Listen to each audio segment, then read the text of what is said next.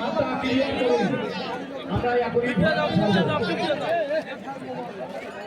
ঘোরালে না তখন সব খালি হয়ে যাবে।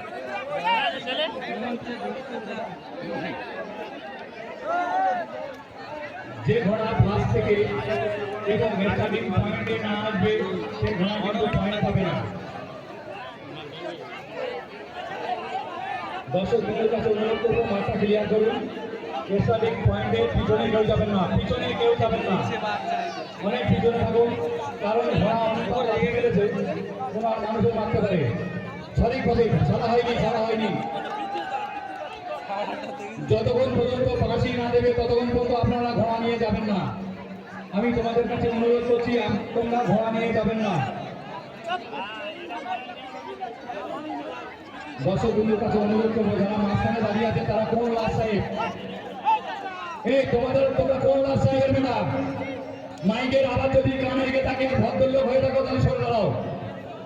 যদি আমাকে স্টেজ থেকে নামতে হয় তাহলে কিভাবে মানুষকে সরাতে হয় আমি জানি, আমাকে বাধ্য করিও না, তোমরা সরে দাও।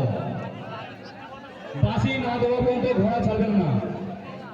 যারা জাজমেন্ট হিসেবে আছে, বাঁশি না দিলে ঘোড়া ছাড়লে সেই বাজিটা বাতিল বলে ঘোষণা করবো। হ্যালো, ঘোড়া রেডি করে ছেড়ে যাওয়ার চেষ্টা করো, সময় বেশি নেই। ঘোড়া ছেড়েছে।